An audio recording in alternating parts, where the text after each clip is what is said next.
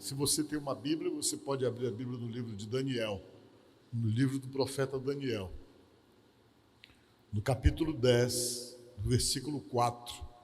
Vamos ler até o versículo 14, vamos ler 10 versículos, né? A gente precisa ler. Diz o seguinte: no dia 24 do primeiro mês, estando eu à borda do grande rio Tigre. Veja bem, 24 do primeiro mês. Só explicar para vocês. Isso aqui foi no mês de janeiro. Só que o primeiro mês que faz a festa judaica é o mês de abril, né? Porque, na verdade, o primeiro mês é abril. É o que abre o ano. Mas só que teve uma mudança no calendário. Aí tiveram que homenagear alguns imperadores. Aí tiveram que acrescentar o mês de agosto para poder homenagear o Augusto César, e o mês de julho. Aí o mês de abril não ficou sendo mais o primeiro mês, né? Aí atrapalhou todo o calendário. Vocês podem observar que nosso calendário é gregoriano, que chama. Aí o mês de setembro, que era para ser o 7º mês, virou o 10º, né? O mês de dezembro, que era para ser o 10º mês, virou o 12º. E tem uma história aí que um dia eu conto para vocês. Aí complicou tudo, mas nesse caso aqui é o abril. É o mês de abril, que abria o primeiro mês, né? E foi no dia 24 do primeiro mês. O ano era 538 antes de Cristo que isso aconteceu. Vejam bem, isso aconteceu há 538 anos antes de Jesus vir à Terra.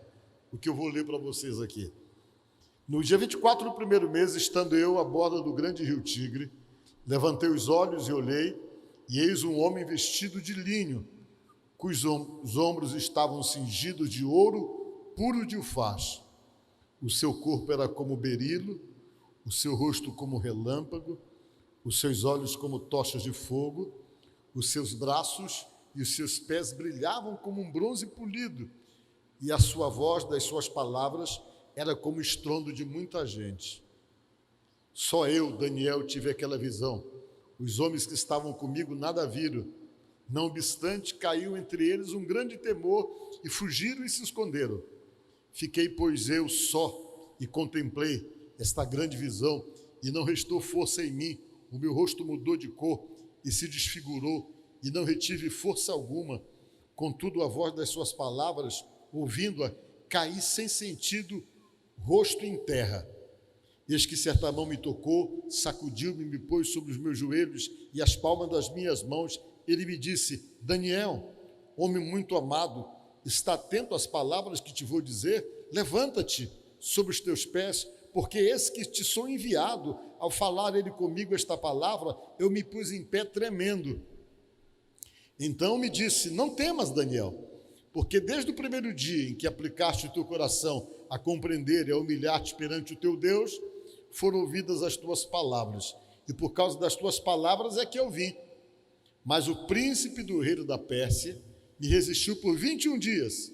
Porém, Miguel, um dos primeiros príncipes, veio para ajudar-me, e eu obtive vitória sobre o rei da Pérsia. Agora vim para te fazer entender o que há de suceder ao teu povo nos últimos dias, porque a visão se refere a dias ainda distantes. Amém? Graças a Deus. Podemos assentar, irmãos? Eu quero nesta noite entrar com vocês no mundo espiritual. Quando a gente entra no mundo espiritual, tudo é muito desconhecido para nós, porque nós vivemos numa dimensão, que é essa dimensão que nós estamos, nesse mundo físico que nós vivemos, esse mundo que é perceptível aos nossos olhos físicos. Mas a Bíblia diz que existe um mundo espiritual, coisas que acontecem numa dimensão que você não sabe, que você não vê. Quando você vê alguma coisa, é por permissão de Deus. E tudo que acontece no mundo espiritual interfere demais nessa vida que nós estamos aqui. Há muita interferência daquilo que se desenha, daquilo realmente que se constrói no mundo espiritual, traz uma influência sobre as nossas vidas aqui, nessa dimensão que nós estamos. E Deus, então, é muito preocupado com isso, Ele é muito preocupado para não permitir que as coisas espirituais venham nos abater, ou venham de alguma forma nos atingir, a não ser que ele seja permissivo por algum tipo de prova, alguma coisa para tentar nos corrigir, mas na maioria das vezes ele exerce sobre nós uma proteção, e existe nele uma proteção tão grande e uma preocupação tão grande, que a Bíblia diz que ele manda anjos para nos guardar. Diz a palavra de Deus, por exemplo, que no Salmo 34, 7, que os anjos do Senhor se acampam ao redor dos que o temem e os livra, diz o Salmo 34, 7, numa preocupação de Deus. Deus sabe que para poder estarmos protegidos no mundo espiritual, que não é um mundo visível para nós, ele tem que mandar anjos, e os anjos ficam ali sempre atentos para não deixar que as coisas espirituais nos atinjam, exatamente por sermos o quê? Por sermos de Deus, por estarmos debaixo da sua proteção. E diz a palavra de Deus que é assim que funcionam as coisas. E a Bíblia diz, por exemplo, que existia um homem de Deus. Esse homem se chamava Daniel. Ele era um homem muito dedicado a Deus, um homem muito consagrado a Deus. Ele foi ainda adolescente para a Babilônia, levado como escravo no período então em que eles foram cativos. E lá na Babilônia Deus foi com ele, ele cresceu. Ele alcançou realmente projeção no lugar, se tornou um administrador extremamente conhecido, respeitado pelo reino, e ele começou então a galgar posições altíssimas. Ele chegou a ser, assim como que o camarada que era o contador de todos os prefeitos. A Babilônia era cheia de províncias, e cada província tinha um prefeito que era chamado de sátrapas, eram nomes que eram dados a ele. E um dia, o rei simplesmente resolveu colocar ele como mandando em todos os prefeitos, e todos os prefeitos tinham que prestar conta com ele, porque ele alcançou uma projeção muito alta, porque Deus era com ele, e ele era muito sábio, muito inteligente para poder administrar, e o rei colocou tudo na mão dele com respeito à administração das províncias. Isso gerou uma inveja tão grande, que o pessoal armou, fez uma pegadinha com ele, para ele ser jogado na cova dos leões. Ele foi jogado na cova dos leões por pura inveja. Mas diz a Bíblia que Deus protegeu ele lá, que simplesmente os leões não tocaram nele, porque Deus mandou anjo para guardar ele lá, e ele mesmo na cova dos leões famintos, os leões não fizeram nada com ele, e quando ele saiu de lá, ele ficou mais respeitado ainda, porque o rei passou não somente a respeitar ele, mas passou a respeitar o Deus que ele acreditava. E diz a Bíblia que ele mantinha uma vida com Deus impecável. Era um homem muito dedicado. E um dia, ele estava observando o sacrifício da tarde. Eles iam para o templo, e lá no templo havia o local do sacrifício da tarde, que era o incensário, acho que está até a foto. Havia um local, está aí todo feito de ouro, e ali eles queimavam incenso.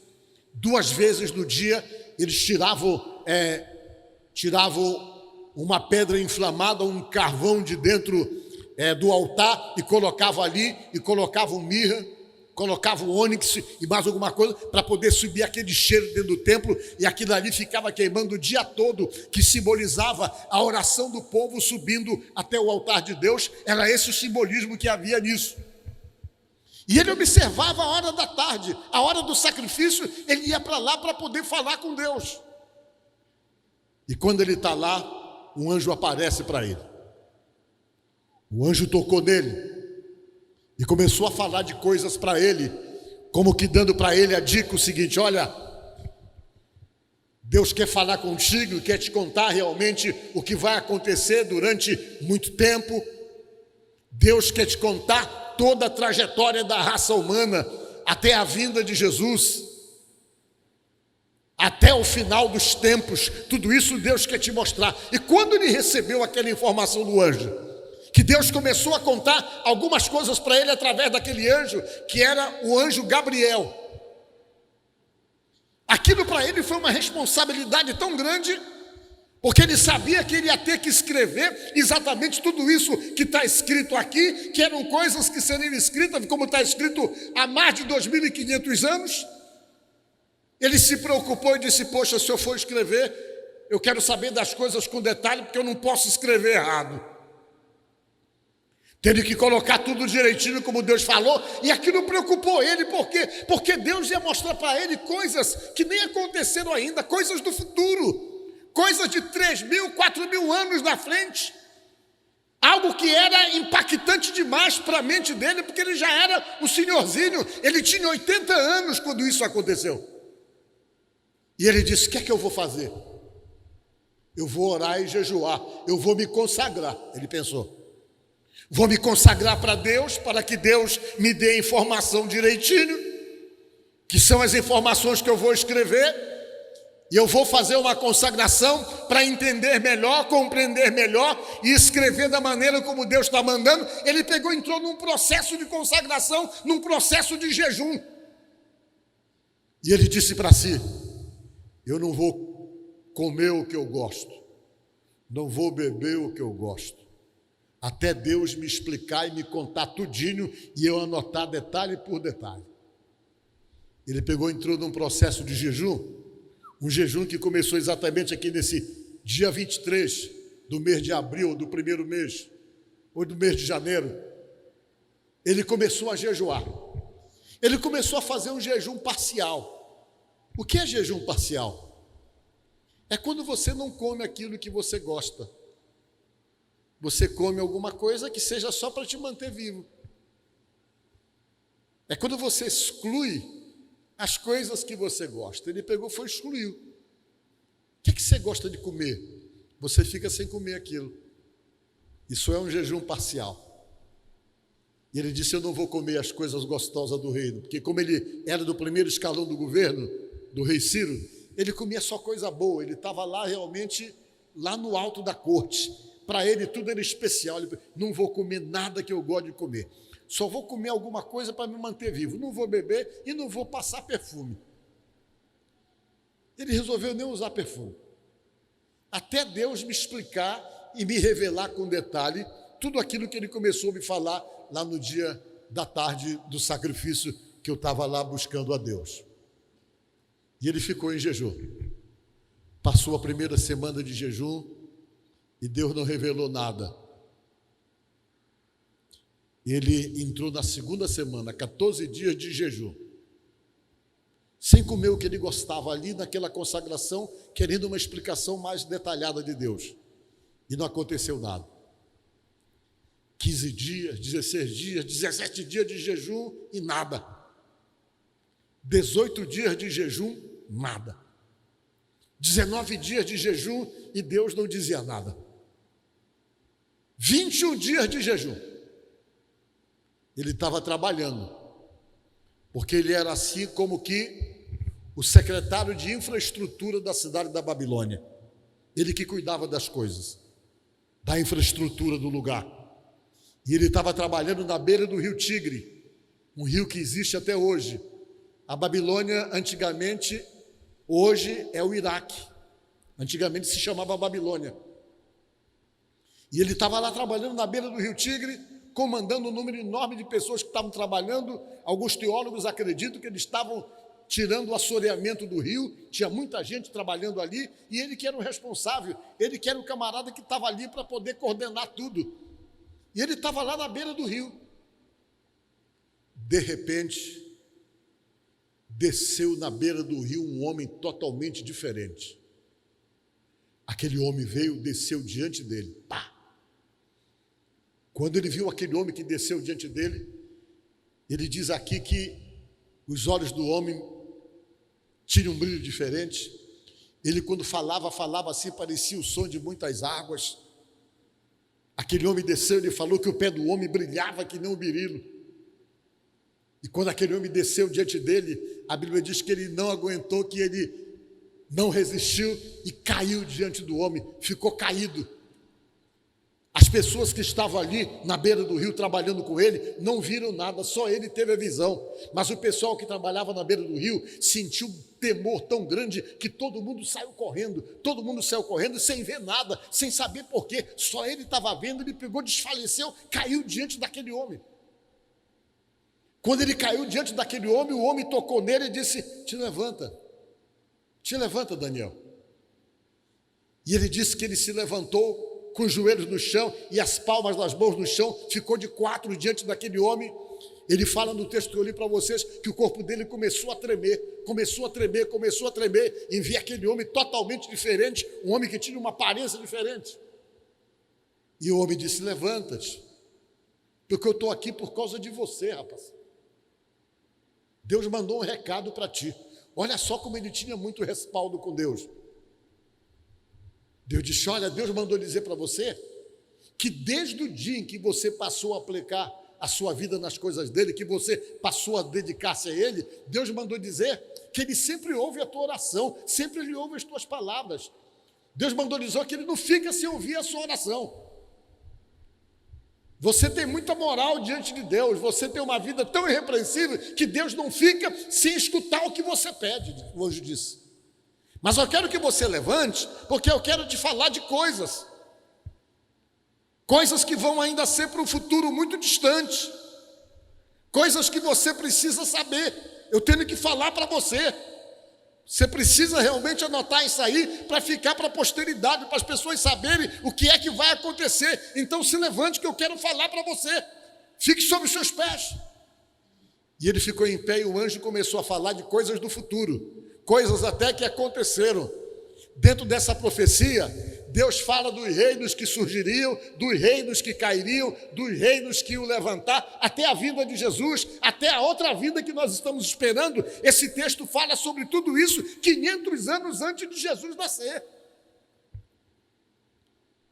E começou então a ser revelado coisas. Nesse texto fala até do Alexandre o Grande. Deus então começou a contar e a falar de todos os reinos que se levantariam, até chegar ao reino da pedra, que é o reino de nosso Senhor Jesus Cristo. Diga glória a Deus. Que nós temos falado e falamos aqui os domingos pela manhã. E começou a explicar para ele quem era essa pessoa que estava explicando para ele, o anjo Gabriel. Como é que funciona isso, pastor? Deus tem anjos. Mas a Bíblia diz que o diabo tem também. Onde é que a Bíblia diz que o diabo tem? Mateus 25, 41. Fala que Satanás também tem anjos. Tem anjos que não são de Deus. São anjos malignos. Mas tem os anjos que são de Deus. Fala aí. Preparado para diabos e seus anjos, que prova que ele tem. Então veja bem uma coisa. E os anjos de Deus, eles são preparados para cuidar da gente. A maioria deles tem a função de cuidar da gente. E tem um anjo que falou com ele, é o anjo Gabriel. Esse anjo, ele não é de confusão, ele só é para levar recado. Quando Deus quer mandar um recado para alguém, o anjo que aparece é ele. Ele é a função dele. Ele que falou com José. Olha, não teme em deixar a tua mulher, porque o que está nela é do Espírito Santo. Ele que vai, é o anjo que Deus usa somente para poder levar recado para as pessoas. É ele que vai. Se Deus tem alguma informação para passar, ele tem só essa função, o anjo Gabriel. E foi ele que apareceu para ele, o anjo Gabriel, para poder explicar o que Deus queria. É um anjo que só tem a função de avisar. Só que esse anjo acabou contando o que aconteceu para demorar tanto, para ele chegar e trazer a resposta. Se ele não tivesse falado, a gente não saberia como é que funcionam as coisas no mundo espiritual. Quando ele apareceu para o Daniel, ele explicou: olha, Deus sempre ouve as tuas palavras, rapaz. Só tem um problema. Quando eu vinha para trazer a informação para você e trazer a resposta da sua oração, eu fui interpelado pelo príncipe do reino da Pérsia, disse ele assim. Um demônio. O príncipe do reino da Pérsia peitou o anjo de Deus no espaço. Ele vinha e o anjo peitou ele no espaço. E disse: aqui tu não vai passar. O anjo falou para ele. O anjo maligno. Você não vai passar para levar informação nenhuma. E o Gabriel ficou tentando passar e não conseguia passar. Não conseguia passar porque o anjo não deixava, um anjo maligno, o príncipe do reino da Pérsia. Mas o que é isso, negócio de príncipe do reino da Pérsia? A Bíblia fala do príncipe do reino da Grécia. Fica claro, pelo que diz a palavra de Deus, que tem demônios que são designados para poder controlar nações. E esse príncipe do reino da Pérsia era exatamente o maligno que dominava a Pérsia. Quem é a Pérsia hoje? A Pérsia hoje é o Irã. Você percebe que a cultura iraniana não tem nada a ver com o Deus que nós acreditamos. As pessoas que são de Jesus lá são mortas. Sempre está saindo alguma coisa. Ano retrasado, estava todo mundo numa campanha tremenda, pedindo que as Nações Unidas interferissem, porque eles iam matar um monte de pastor lá, como mataram. Eles penduram essas pessoas com guindaste. Eles penduram no guindaste, enfocam no guindaste. Unicamente por falar de Deus, unicamente por falar da Bíblia, unicamente por falar de Jesus.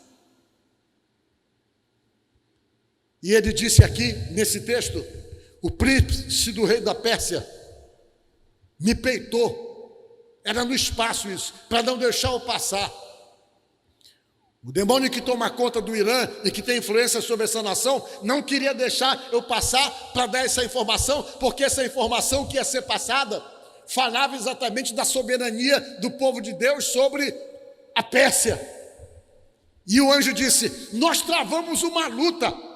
Foram 21 dias de lutas, eu querendo passar para vir trazer a resposta da sua oração, e o príncipe do reino da Pérsia me peitando e não deixando eu passar. Aí que o anjo falou, foi necessário Deus mandar ajuda. Deus mandou o arcanjo Miguel, para que ele viesse e me ajudasse. E foi que o arcanjo Miguel veio, me ajudou nessa luta, eu consegui passar e estou aqui para fazer você entender aquilo que foi falado por Deus no começo. Quando ele falou isso, que diz aqui na Bíblia, ficou claro como é que as coisas funcionam, gente. Deus teve que acionar o arcanjo Miguel para vocês verem como esse príncipe do reino da Pérsia é um maligno tão poderoso que o anjo Gabriel não conseguiu superar ele, porque o anjo Gabriel não é um anjo de batalha. Ele não é um anjo que Deus usa para batalha, para guerra. Deus não usa ele. Deus usa o Miguel. O Miguel que é usado quando Deus precisa enfrentar de fato o maligno, é o Miguel que Deus usa. Foi o Miguel que apareceu para Josué, alguns dias antes deles tomarem a cidade de Jericó.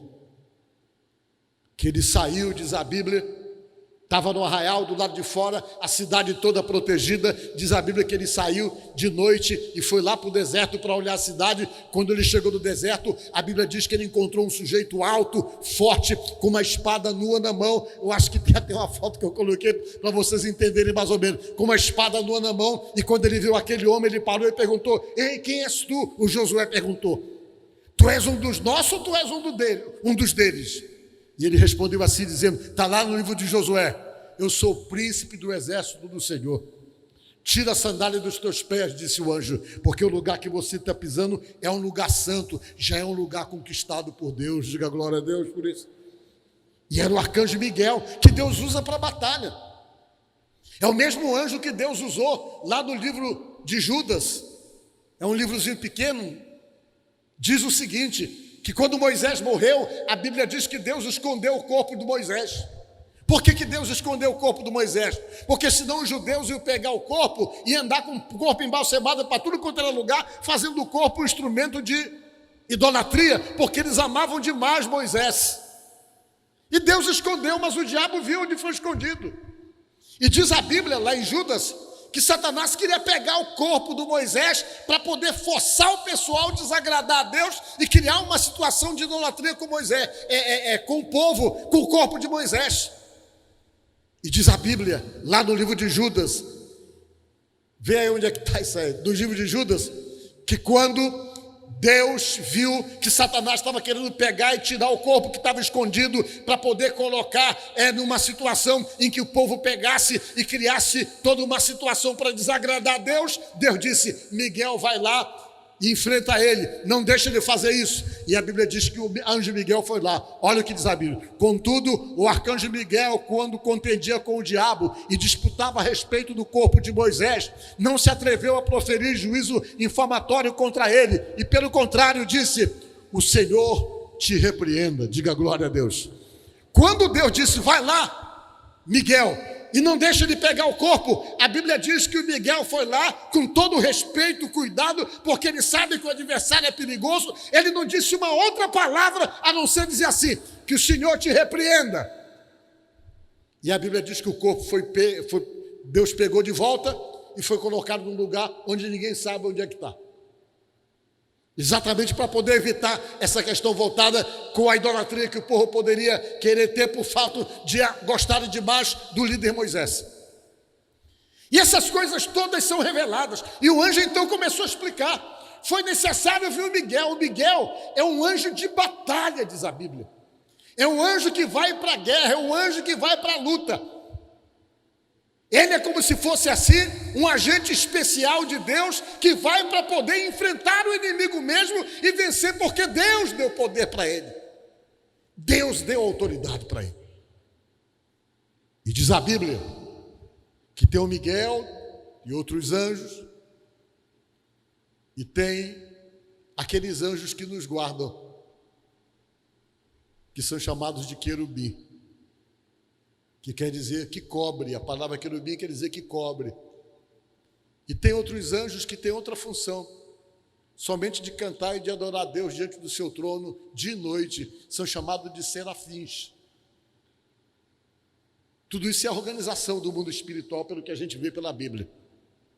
Mas o Miguel é como se fosse o comandante de um exército que vem para poder combater isso. Aí você para e pensa: mas pastor, essas coisas é tudo muito estranho para nós.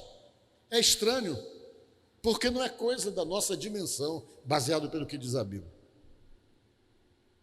São batalhas que você enfrenta no mundo espiritual e que você está enfrentando e às vezes você nem sabe que está enfrentando. Hoje, dentro dessa visão espiritual mais apurada que as pessoas têm hoje, a gente sabe que existe demônio com todo tipo de função, porque ele tem anjos, o maligno.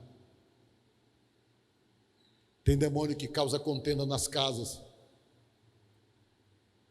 Tem demônio que tranca a vida das pessoas, que tem nome sugestivo, de trancar isso, de trancar a rua, de trancar não sei o quê, que tem a função somente de atrapalhar as pessoas, de trancar. A gente sabe que tem demônios que são demônios de doença, a Bíblia diz. Tem demônios que atrapalham. Tem demônios que dificultam e que criam problema em vida de pessoas. Eu estou falando isso para vocês que é uma coisa pesada, mas é a Bíblia que deixa bem claro diante daquilo que nós observamos sobre o mundo espiritual. E que esse mundo espiritual ele é tão perigoso quanto esse mundo que nós estamos aqui, porque se não fosse perigoso, Deus não estava preocupado em mandar anjo para guardar você. Para que ele manda anjo para guardar? Se ele manda anjo para guardar você, é porque você corre risco, corre perigo, senão ele não estava preocupado em mandar anjo para guardar você. Como nós lemos lá no Salmo, que o anjo do Senhor se acampa ao derredor dos que o temem e os livra. Os livra do quê? Das ações que se levantam. Está lá no Salmo 34, 7. Então essa é uma preocupação de Deus, de exercer proteção sobre a nossa vida daquilo que é pior do que realmente aquilo que é visível.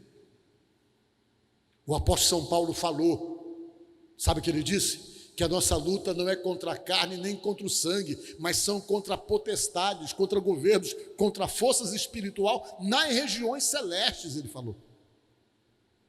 Quando ele disse isso, ele estava dizendo para mim e para você que a nossa luta principal não é contra um ser de carne igual a gente, que tenha sangue correndo nas veias, ou que tenha uma estrutura de corpo igual a nossa, ele quer dizer. Mas são contra seres espirituais que você luta e que você tem que usar a armadura de Deus para poder lutar contra eles.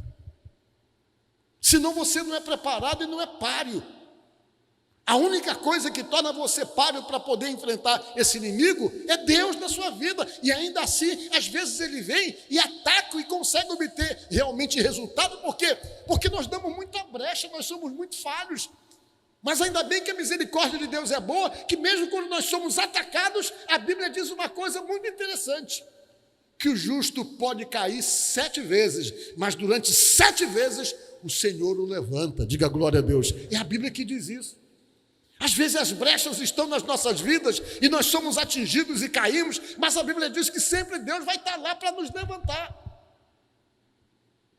Então há uma preocupação de Deus com respeito a essas questões. E o anjo Gabriel falou tudo para ele como realmente as coisas funcionavam e ficou revelado para nós exatamente nessa passagem da Bíblia. Eu tenho um amigo que é pastor e ele foi pastor numa cidade chamada Castanhal, no interior do Pará. Isso foi nos anos 70. E um dia ele foi pregar numa fazenda. Tinha semana que ele ia pregar na zona rural. Ele tinha a igreja dentro da cidade de Castanhal, mas durante a semana ele ia pregar no interior, nas fazendas, nos lugares. Tinha um dia da semana que ele tirava para isso. O nome dele é Otacil. E quando foi um dia, ele foi pregar na casa do irmão que morava numa fazenda lá próximo da cidade. E ele fez um culto lá, na casa desse irmão.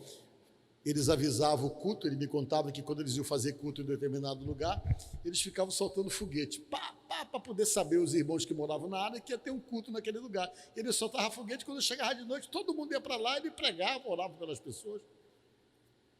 E nesse dia que ele foi pregar lá, na hora que ele foi fazer a oração, uma pessoa caiu totalmente possessa por um demônio, por um espírito maligno. Ele orou e, como diz a Bíblia, ele expulsou para libertar a pessoa no nome de Jesus. E quando acabou o culto, todo mundo foi para as suas casas e ele ficou tomando café na casa da pessoa lá, que todo mundo foi embora, ele ficou lá tomando um cafezinho, fazendo um lanchezinho com o irmão da casa. E ficou tarde, mas ele falou que não dormia na casa lá do irmão, porque o irmão tinha muitas filhas. E ele não gostava de dormir na casa dele, porque ele tinha muitas filhas, e ele saía para dormir na casa de um outro irmão, que morava mais ou menos a mais de 1 quilômetro do lugar onde ele estava. Ele dormia lá. Aí quando ele acabou de tomar café no lugar que ele fez a reunião, ele saiu, era uma noite enluarada, de lua, saiu por um caminho, e esse caminho era um caminho muito estreito. Ele foi andando em direção da casa onde ele ia dormir. Quando ele chegou numa certa altura do caminho, estava luar, ele viu que um homem todo de branco vinha na mesma rua, na mesma estrada que ele, do lado oposto. Aí ele foi andando normal. Quando ele viu, o homem parou lá e começou a falar com ele. Ei, falou para ele assim, tu me conhece? Ele pegou, parou. Quando o homem falou, ele já começou a sentir que tinha alguma coisa de errado. Porque ele disse que quando o camarada falava lá do outro lado, o mato começava a balançar todo, como se parecesse um vento para poder balançar tudo, já para amedrontar ele. Tu me conhece? O homem falou. Ele falou, não. Aí o homem tirou o chapéu que estava na cabeça dele. Quando tirou o chapéu, ele disse que era um homem muito feio. E o homem começou a gritar, por que vocês perseguem a gente, hein? Nós não temos nada a ver com vocês, a gente não persegue vocês e vocês ficam perseguindo a gente. E quando o homem falava, tremia tudo, balançava tudo. E quando ele viu aquilo, claro, ele clamou pelo nome de Jesus e repreendeu o nome de Jesus e aquilo desapareceu. Ele disse, rapaz, eu tinha que passar pelo mesmo caminho e passar lá no lugar onde o camarada estava. Eu fui porque não dava para voltar, ele falou. Passei, fui de uma ligeireza, não olhei nem para trás, rapaz, quando eu vi aquela arrumação comigo. Ele falando para mim, era exatamente o tal que ele expulsou na reunião. Foi peitar ele e reclamar porque está se sentindo perseguido por ele. Esse é o mundo espiritual que a gente não conhece. Um mundo maligno que a Bíblia diz que existe e que se levanta e que interfere contra a vida da gente. se levanta contra a casa da gente, tenta nos abater. Só que a Bíblia diz que ainda que todas essas forças sejam poderosas e que tentem criar uma situação para tentar abater você ou destruir você, você sempre vai ser mais forte, diz a Bíblia. E o que vai fazer você ficar forte não é você, mas a Bíblia diz que é o Deus que está em você.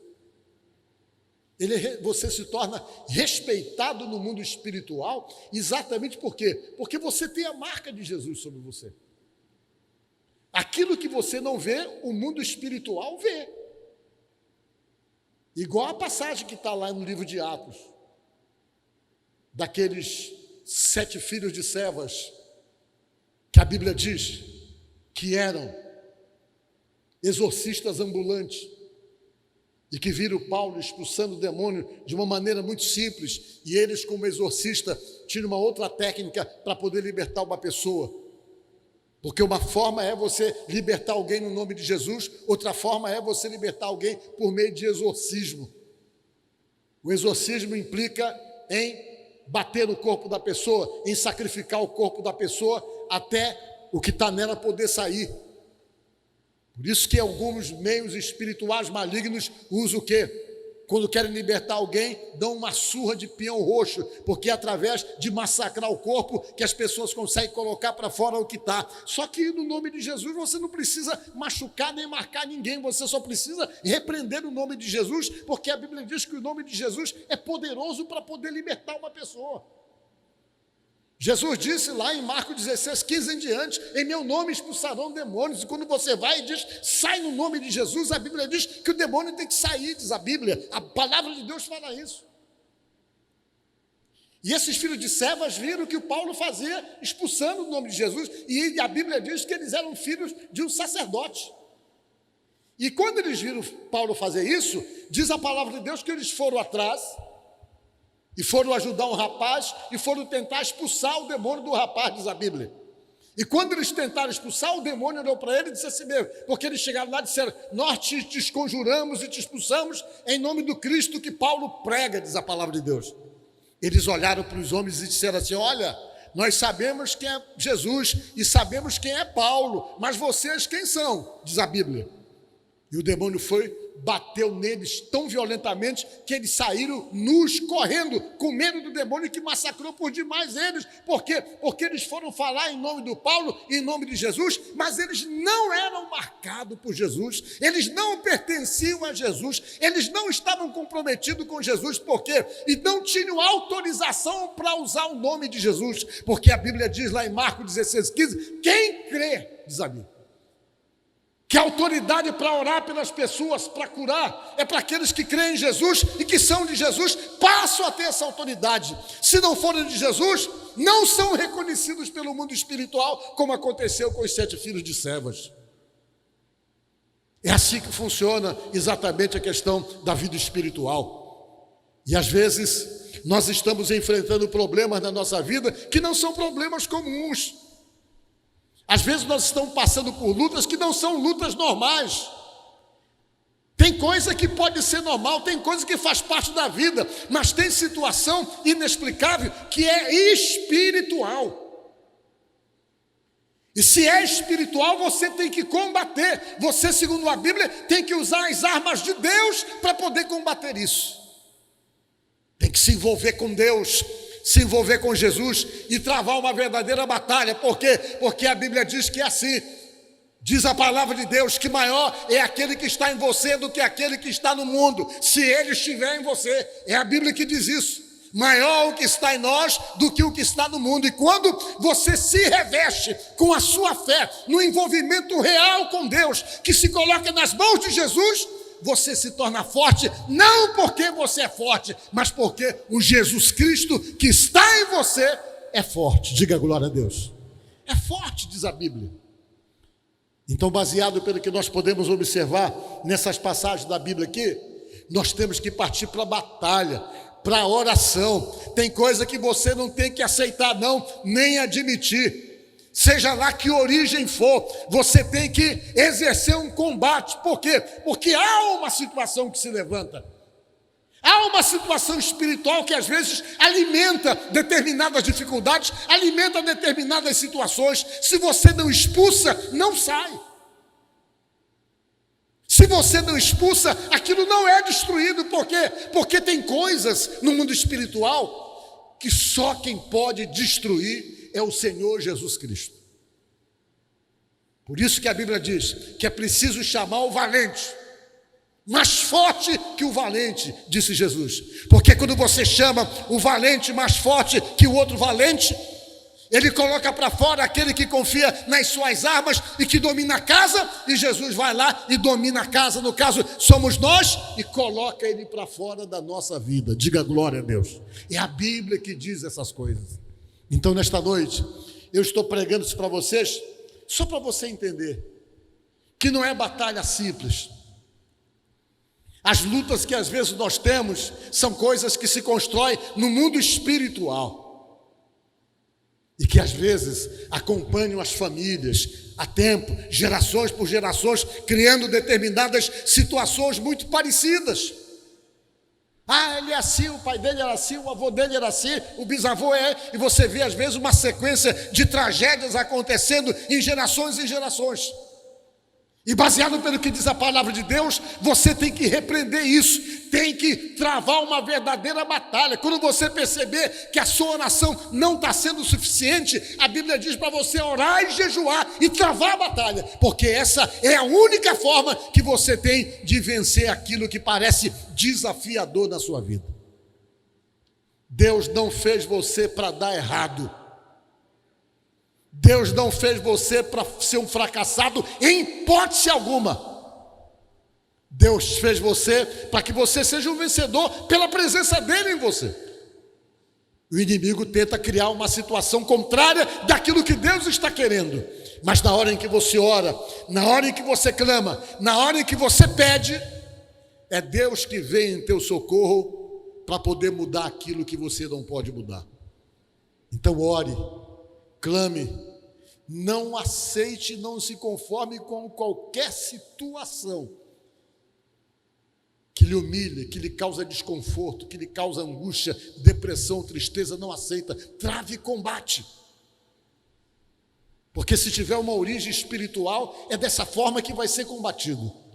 E baseado pela palavra de Deus, quando você clama e começa a clamar, Deus tem N recursos para poder vir em teu socorro. Inclusive, mandando o anjo para socorrer você, como ele mandou para socorrer muitos em muitas situações. Amém? Que Deus abençoe você, que Deus ajude você e que você se situe, que você saiba qual é o seu papel, onde é que você está. Você é coluna de Deus. É você lá na sua casa que vai fazer a diferença. Se Deus chamou você primeiro, se você conheceu a Deus, de repente ninguém lá conhece mais, você até sofre bullying por ter uma fé, por vir à igreja. Não se preocupe com isso, mantenha a sua posição, porque se Deus levantou você, essas bênçãos de Deus vai através de você. Você vai ser o canal. Deus já deve ter um plano para poder alcançar todo mundo que vive na tua casa. Deus já tem um plano para quebrar as coisas estranhas, para destruir as coisas malignas, para desfazer as maldições. Deus já tem um plano, ainda que a luta seja enorme, seja grande, mas saiba, você é o canal e Deus tem um plano. Amém? Que Deus te abençoe e ajude você no nome de Jesus.